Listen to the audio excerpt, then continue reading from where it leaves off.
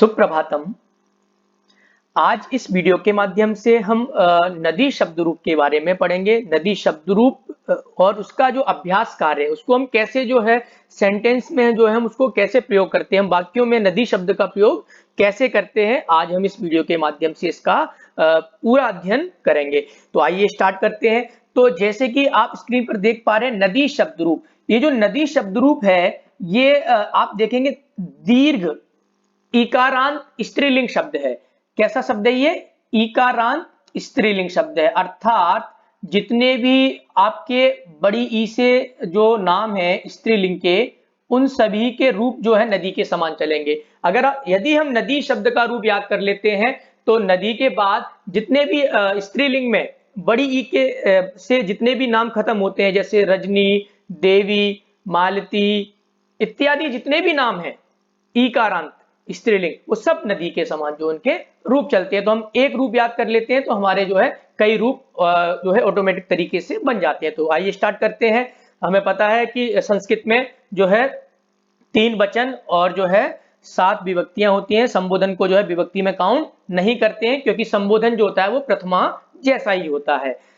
तो प्रथमा विभक्ति में नदी शब्द का रूप क्या बनता है? नदी, नद्यौ, नद्यः। द्वितीया में नदीम, नद्यौ, नदीहि। यहाँ पर देखिए प्रथमा और द्वितीया, संस्कृत में जितने भी शब्द रूप होते हैं उनमें याद रखना हमेशा प्रथमा और द्वितीया का द्विवचन हमेशा एक जैसा ही रहता है। तो तृतीया में आगे देखते हैं नद्या, नदीभ्याम, नदीभिः। और चतुर्थी में नद्यैः, नदीभ्याम, नदीभ्यः। पंचमी में नद्याः, नदीभ्याम, नदीभ्यः। षष्ठी में नद्याः, नद्योः, नदीनाम। अब यहाँ पर आप गौर करेंगे कि जो तृतीया, चतुर्थी और पंचमी उनके जो द्विवचन है तीनों एक जैसे होते हैं। और यहाँ पर जो नदी शब्द का तृतीया विभक्ति एक वचन है वो है नद्या, और चतुर्थी में बनता है नद्यई। और पंचमी षष्ठी दोनों एक जैसे होते हैं, तो नद्याः और पंचमी में और षष्ठी में भी नद्याः। और चतुर्थी और पंचमी दोनों के बहुवचन भी आप देखेंगे एक जैसे होते हैं, नदीभ्यः, नदीभ्यः। और षष्ठी और सप्तमी के जो द्विवचन के शब्द हैं वो भी आपके सेम होते हैं, नद्योः, नद्योः। तो आपको जो है कुछ शब्द ही जो है याद करने पड़ेंगे, नहीं तो अधिकतर जो है आपका इसको माइंड में सेट करके याद करेंगे कि किस विभक्ति में क्या रूप बनता है, तो हम जो है कभी भी नदी शब्द को नहीं भूलेंगे। और नदी शब्द का जो है अधिकतर नदी शब्द का क्या संस्कृत में मोस्टली जो है शब्दों का प्रयोग जो है वो एक वचन में ज्यादा होता है। जितने भी एक वचन के शब्द होते हैं तो एक वचन के शब्द तो हमें 100% क्लियर याद होने चाहिए। और संबोधन देखिए, हे नदी, तो नदी बनता है प्रथमा में, तो उसका जो है नदी में बड़ी इकार होती है और यहाँ पर जो है छोटी इकार होती है। आप नद्या तृतीया में देखेंगे तो नद्या बनता है, और षष्ठी और पंचमी में देखेंगे तो उसके आगे बस विसर्ग लग जाता है, तो नद्या, और पंचमी षष्ठी में नद्याः। तो इस तरीके से जो है आप एक नदी का शब्द रूप याद करके आप जितने भी इकारांत स्त्रीलिंग शब्द हैं उनको आप जो है नदी के समान रूप उसका चला सकते हैं। तो नदी शब्द का आइए अभ्यास कार्य करते हैं। और जो आपकी स्क्रीन पर कुछ सेंटेंस दिख रहे हैं, कुछ वाक्य दिख रहे हैं, इन वाक्यों से अगर हम जो है नदी शब्द को फिल कर लेते हैं तो जो जितने भी नदी से रिलेटेड सेंटेंस प्रयोग होते हैं जनरली उनको हम जो है इन सेंटेंसों से कवर कर लेंगे। तो पहला जो सेंटेंस है हमारा, जनाः डैश स्नानम कुर्वन्ति।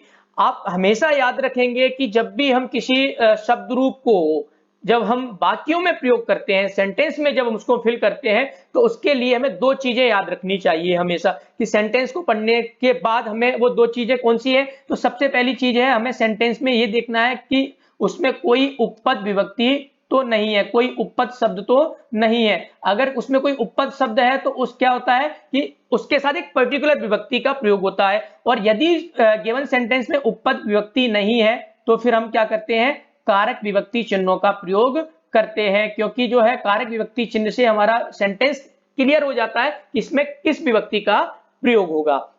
तो जनाः स्नानम कुर्वन्ति, तो सेंटेंस पढ़ा, इसमें हमने देखा यहाँ पर कोई भी उपपद शब्द गिवन नहीं है। फिर हम क्या करेंगे, कारक विभक्ति चिन्हों का प्रयोग करेंगे। तो कर्ता ने कर्म को करण से, संप्रदान से, इस प्रकार से हम जो है उसको देखेंगे कि कौन सी विभक्ति जो है इस सेंटेंस में फिट बैठती है। तो लोग स्नान करते हैं, अब नदी शब्द से अगर हम सेंटेंस बनाएंगे हिंदी में तो क्या सेंटेंस सही बनेगा? लोग मनुष्य नदी में स्नान करते हैं। तो में आते ही जो है हमारा अधिकरण कारक हो जाएगा में पर, और में पर आते ही सप्तमी, और सप्तमी विभक्ति में हम देखेंगे नदी का क्या बन जाएगा यहाँ पर? नद्याम। तो हमारा आंसर हो जाएगा जनाः नद्याम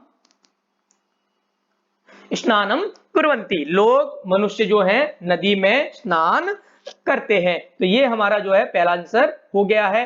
तो हमें दो बातों का विशेष तौर पर ध्यान रखना है, एक उपपद शब्द या उपपद शब्द नहीं है तो इसमें फिर हम कारक विभक्ति का चिन्ह के अकॉर्डिंग उसको हम फिल कर देंगे। सेकंड सेंटेंस देखते हैं, डैश जलम शीतलम अस्ति।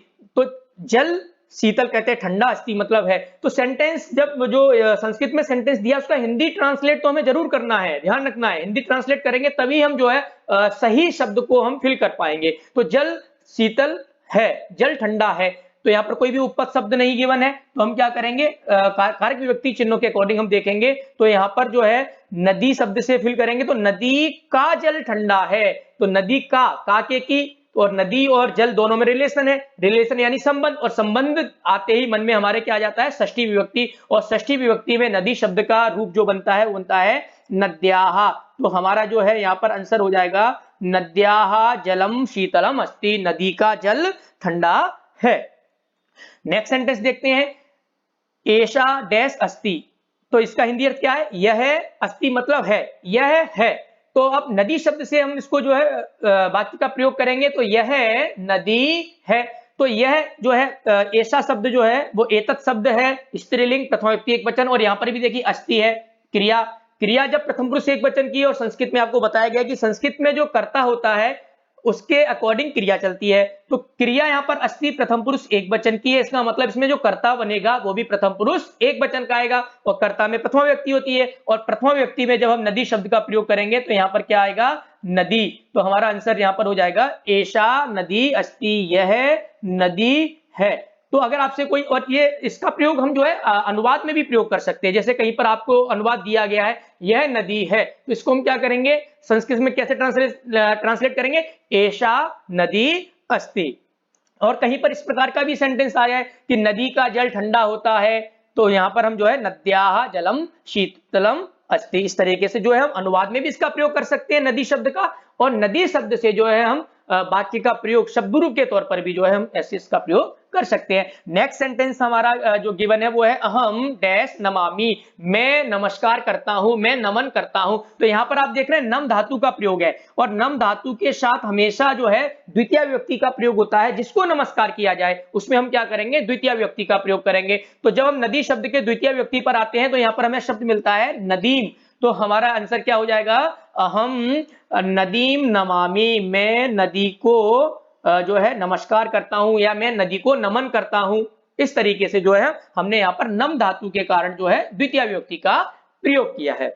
नेक्स्ट सेंटेंस देखते हैं हमारा। तो सेंटेंस है डैश जलम पवित्रम भवति, जल पवित्र होता है। अब इस सेंटेंस में हम देख रहे हैं कोई भी जो है उपपद शब्द नहीं है, उपपद शब्द नहीं है, इसका मतलब जो है हम कारक विभक्ति चिन्ह के अकॉर्डिंग इसका जो है फिल करेंगे। तो नदी का जल पवित्र होता है, तो नदी का जल काके की षष्ठी विभक्ति, तो षष्ठी विभक्ति में नदी शब्द का जो रूप बनता है वो क्या बनता है? नद्याः।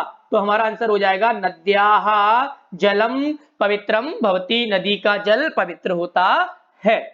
नेक्स्ट सेंटेंस देखते हैं, भारत देशे अनेकाः डैश बहन्ति, भारत देश में अनेक, बहन्ति मतलब बहती है, तो भारत देश में अनेक बहती है। तो अब हम जब नदी शब्द से जब इसको फिल करेंगे तो हिंदी सेंटेंस क्या बनेगा? भारत देश में अनेक नदियां बहती हैं। अब देखिए बहन्ती जो क्रिया है वो प्रथम पुरुष बहुवचन की है, और जब क्रिया प्रथम पुरुष बहुवचन की है तो 100% जो करता है वो भी प्रथम पुरुष बहुवचन का होगा। और प्रथम पुरुष बहुवचन का अर्थात प्रथमा विभक्ति, और प्रथमा विभक्ति में नदी शब्द का जब बहुवचन बनाएंगे तो हम देखेंगे नदी, नद्यौ, नद्याः। तो हमारा जो है इस सेंटेंस में जो आंसर होगा वो हो जाएगा नद्यः। तो भारत देशे अनेकाः नद्याः बहन्ति, भारत देश में अनेक नदियां बहती हैं। नेक्स्ट सेंटेंस देखते हैं, भारत देश से गंगा डैश बहती, भारत देश में गंगा बहती है। अब देखिए ऊपर वाले सेंटेंस में बहंती क्रिया था तो हमने नद्यः का प्रयोग किया, क्योंकि क्रिया जो थी बहुवचन की थी तो कर्ता भी बहुवचन का लगा दिया हमने, तो नद्यः लगा दिया। अब नीचे जो लास्ट जो हमारा सेंटेंस है, 7 सेंटेंस, इसमें क्या है, बहती क्रिया जो है वो प्रथम पुरुष एक वचन की है। जब क्रिया प्रथम पुरुष एक वचन की है तो कर्ता भी एक वचन का ही होगा, और एक वचन में जो है प्रथमा विभक्ति में नदी शब्द का रूप क्या बनता है, नदी। तो भारत देशे गंगा नदी बहती, भारत देश में गंगा नदी बहती है। तो देखिए लास्ट सेकंड दो सेंटेंस हैं, एक भारत देशे अनेका नद्यः बहन्ति और भारत देशे गंगा नदी बहती। तो यहाँ पर एक में बहुवचन का प्रयोग है, एक में एक वचन का प्रयोग है। तो क्यों, क्योंकि यहाँ पर बहन्ति था तो बहन्ति बहुत सारी नदियां बहती हैं, इसलिए यहाँ पर बहुवचन हो गया नद्यः, और यहाँ पर बहती केवल एक नदी बह रही है तो यहाँ पर जो है प्रथमा व्यक्ति एक वचन का प्रयोग किया है, तो नदी का जो है यहाँ पर प्रयोग हुआ है। तो अभ्यास कार्य में जो हमने आपको 7 सेंटेंस पढ़ाए हैं, मोस्टली जितने भी आपके जो एग्जाम्स होते हैं, एग्जाम्स में नदी शब्द से रिलेटेड जितने भी जो पूछे जाते हैं सेंटेंस, वो जो है आपके कहीं ना कहीं जो है इन्हीं सेंटेंसों में से कोई ना कोई सेंटेंस आ जाता है। तो आप जो है इसको अच्छे से ध्यानपूर्वक जो है नदी शब्द को पहले याद करें और फिर जो है इसका अभ्यास कार्य में किस तरीके से जो है नदी शब्द का प्रयोग किया जाता है, इस वीडियो के माध्यम से आप आसानी से समझ सकते हैं। धन्यवाद।